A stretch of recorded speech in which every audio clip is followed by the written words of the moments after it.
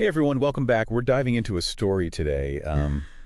Well, it's captivating and disturbing, frankly. The Sackler family and their role in the opioid crisis. We're using Empire of Pain, Mhm. the book by Patrick Radden Keefe as our guide here. Mm. It's a tough one, but important to understand how the pursuit of profit, you know, led to such a devastating, really devastating public health crisis. Yeah, you hit the nail on the head. I mean, this story really makes you think about those ethical boundaries in business, especially in pharmaceuticals, right? Where the profits can be huge. What? And the impact on people's health, well, it can be enormous. Absolutely. It's crazy to think the Sackler name used to be all over the place. Mm. Museums, universities, Mm. synonymous with generosity. And now it's tied to this, Mm-hmm. this horrible crisis. So how did this happen? How did a family of doctors, Mm-hmm. people dedicated to healing, become so entangled with a drug that's Yeah. caused so much suffering? Well, the story starts with Arthur Sackler, the oldest of three brothers. He was brilliant. A doctor and a true pioneer in marketing, he really revolutionized pharmaceutical advertising back in the mid-20th century. Keefe paints a really good picture of him. There's this anecdote in the book about Arthur and his brothers. They bought a rabbit from a mental hospital to experiment on. It really shows you their drive, this relentless push to find new treatments, even if it meant bending the rules. Exactly. It shows their ambition, their willingness to try anything. Think about Arthur's success with antibiotics. Terramycin, for example. That's what really built the family fortune. But it also laid the groundwork for these aggressive marketing tactics that would later be used, to promote OxyContin. Yeah, it's like he created the blueprint. And then there's the Valium story. Arthur was key in making Valium a household name. Right. And Valium. That's another example of their ambition and their business sense. But it also revealed something else. The potential for ethical problems. When profit and medicine get mixed up, Valium ended up being way overprescribed, leading to dependence and addiction. It's fascinating, though. Later in life, Arthur downplayed his connection to Valium. He focused on art collecting, philanthropy, almost like he was trying to build a different legacy. That's a really interesting point. It kind of foreshadows things to come. The family trying to distance themselves from controversy, while Arthur was building his art collection. His brothers, Mortimer and Raymond, they were building a pharmaceutical empire. They bought this small company, Purdue Frederick, and turned it into a real moneymaker, focusing on things like Sinocot the laxative. So you have this contrast, right? Arthur the art collector, Raymond, who valued his privacy. It shows the complexity of the family. Yeah, definitely. Ambition mixed with this desire for respectability, and that's the world OxyContin enters into. Exactly, and in this world, a new key player emerges. Richard Sackler, Raymond's son. He joined Purdue Frederick, and like his uncle Arthur, he rose through the ranks fast. He was clearly interested in the bottom line. There's this moment in the book where Richard goes to a pain management conference with his father, and the doctors there are actually arguing for wider use of morphine. Yeah, that conference seems to have really stuck with Richard. It's like it planted the seed. That led to his focus on developing OxyContin, this powerful new painkiller. To understand how OxyContin became so widely prescribed, we have to look at the bigger picture in the 90s. There was a real shift in how doctors thought about pain. Yeah, you're right. Doctors were pushing for more aggressive treatment of pain, saying it had been undertreated for too long. And Purdue, with Richard Sackler leading the charge, saw this as a huge opportunity. Exactly. They really capitalized on this change in thinking. They almost shaped the whole narrative around pain management. Absolutely. Purdue went all out. They funded pain conferences, gave doctors gifts, even created educational materials that downplayed the risks of addiction.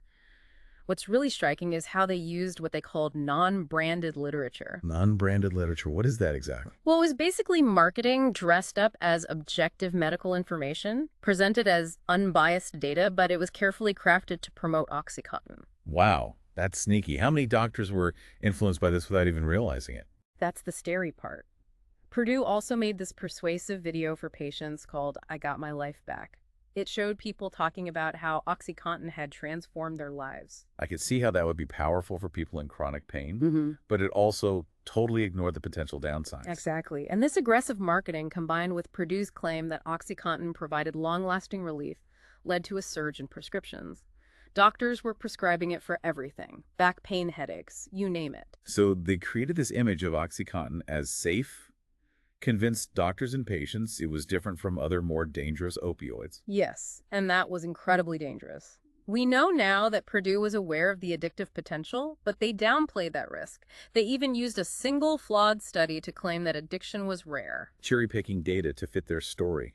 And all this time, reports of abuse and overdoses were starting to come out, especially in rural areas. You're right. And Richard Sackler's response to these warning signs is chilling. Instead of acknowledging the problem, he dismissed people struggling with addiction as reckless criminals. It's disheartening to see such a lack of accountability, especially when lives are at stake. Did they really believe their own story?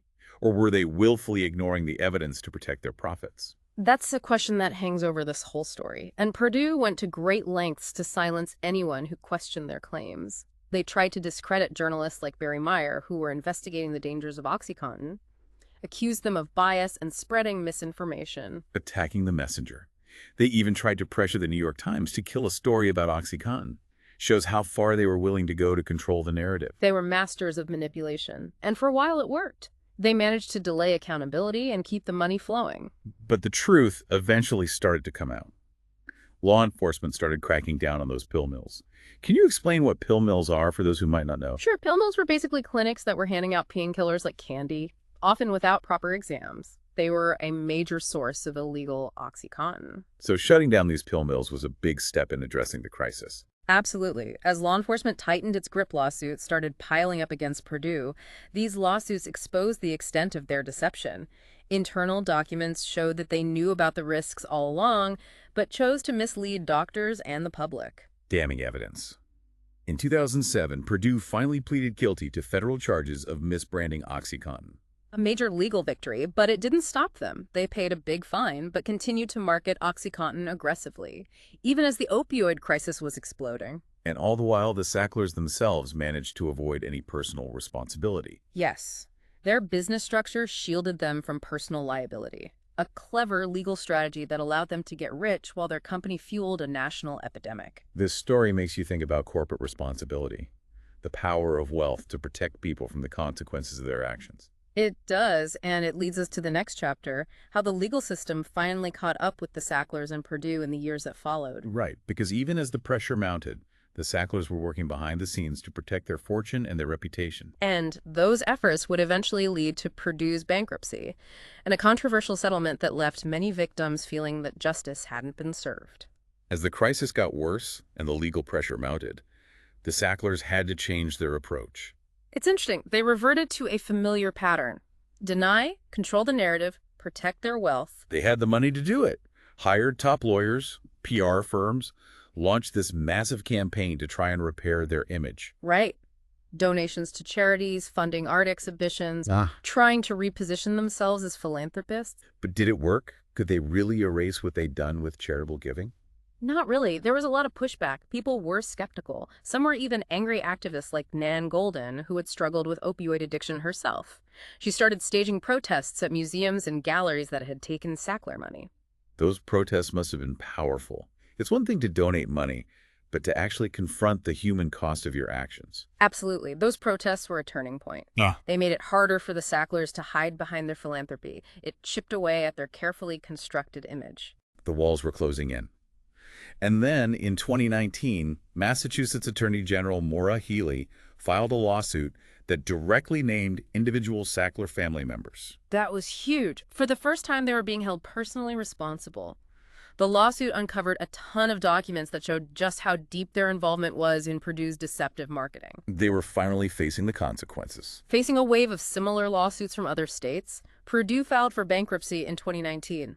But here's the catch. The Sacklers themselves didn't go bankrupt. Wait, so they protected their personal wealth while the company went under? Exactly. They had already transferred billions out of the company into offshore trusts. So they used legal loopholes to protect their fortune? That must have made people even angrier. It did. A lot of people saw it as a way to avoid paying for the harm they'd caused. The bankruptcy proceedings became a battleground. Victims and their families shared their stories of pain and loss right in front of the Sacklers. Those must have been intense moments. They were. But even then, the Sacklers never admitted they did anything wrong. They insisted they acted ethically. In the end, they reached a settlement in 2021. It provided some financial compensation to victims, but it also gave them immunity from future lawsuits. So they paid a price, but they avoided full accountability. Yeah. The settlement was really controversial. A lot of people felt like justice wasn't served. Hmm. The Sacklers agreed to pay billions, but they kept most of their fortune, and they got off without further legal consequences. It's a tough ending to this story. It really shows how hard it is to hold powerful people accountable, especially when they have the resources to work the system. It does. The Sackler saga is a warning about unchecked greed and how it can have devastating consequences for society. It shows why we need more transparency and accountability in industries like pharmaceuticals, where profits can sometimes come before people's health. It leaves us with some big questions to think about. What's the true cost of corporate greed? How do we prevent this from happening again? And can a family that profited from so much suffering ever really make amends? Important questions. We need to think about this not just as individuals, but as a society. The opioid crisis isn't over, and it's going to continue to impact our world. We have to learn from this and work towards a future where profit doesn't come before people's well-being. That's it for today's deep dive. It's been heavy, but I hope you found it informative and thought-provoking. Thanks for listening.